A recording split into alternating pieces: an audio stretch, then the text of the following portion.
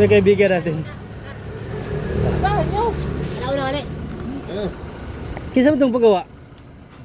Ano? Sasakyan? Ay, sa biyahe. Ano sabi? Ano ba? Pa-home service ba niya? Ako ko lang. Kating So ito yung kababayan natin guys na ang aming big boss dito. Ganda na sasakyan, no? 4x4 Hilux. Yeah. Punta mo. doon sa kabila. Driver mo ba yun? Yung papagawa? Hindi dahil dito sa basura sa buwan. Ano yun? Kumbaga ipa-home service ba o dadalhin doon?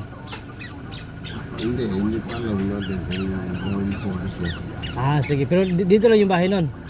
Sa Wilson. Willing ka. Sige. Madali lang yan. Sige. Kaya dito yung mga tirador na mga pugi Oy. Akala ko siya to. Dun. Ay guys. Ingat siya.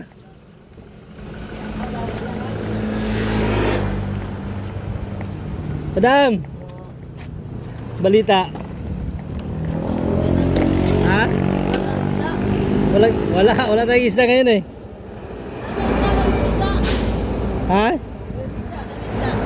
Tinawagan niya ako ngayon eh. Isa ako muna ako kay boss din yan. Mister. Birthday ni mister mo? Bukas ka talaga mag-isda. Kaya tayo mga negosyante talaga eh. Kahit saan talaga. Yung magparatanga ka, wala naman talaga. Wala lumalapit. Diba? Kailangan magsipag. Yun nga sinasabi ko, madam. Madalas, marahil sa atin dito, pag dito nang gagaling, umuwi ng probinsya kasi nga daw mahal ang mga bilihin.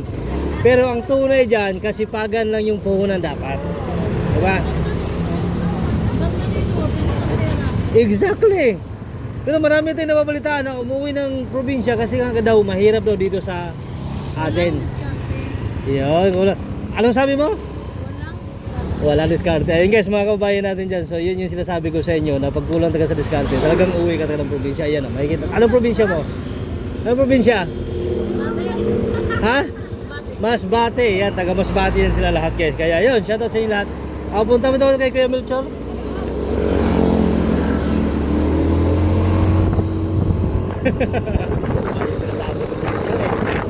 Ay, nako!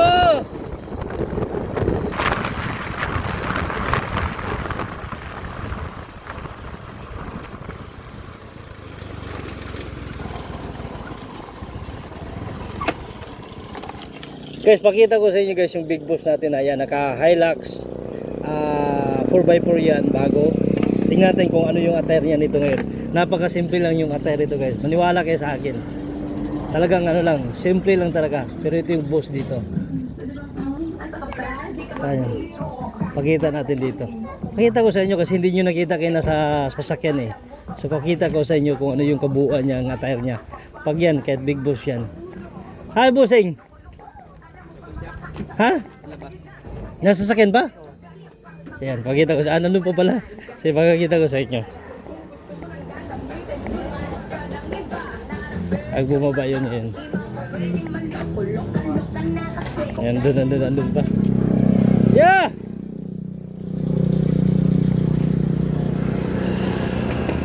Ayan, papakita natin. Palabas to ngayon.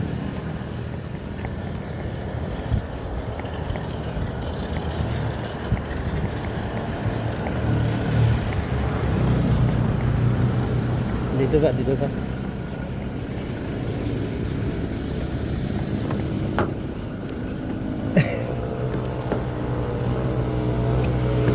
Tulog ka?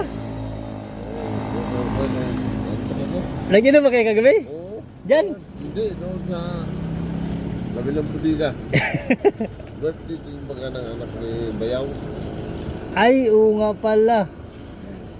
Ayan, ipakita ko sa iyo attire ng big boss namin na. Makikita mo yung attire dito guys, napakasimple lang yung big boss namin.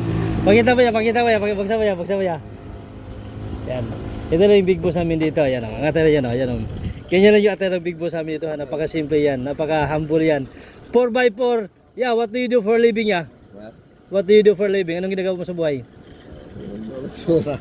Nagbabasura. So, guys, dito mo makikita talaga na ang buhay, ang basura ay pera. Yeah. Yan. So sa mga kababayan natin dyan, akala nyo lang, Yan, oh, simple lang yan, ganyan lang yan. Pero kahapon, binatang-binata ka kahapon, ah.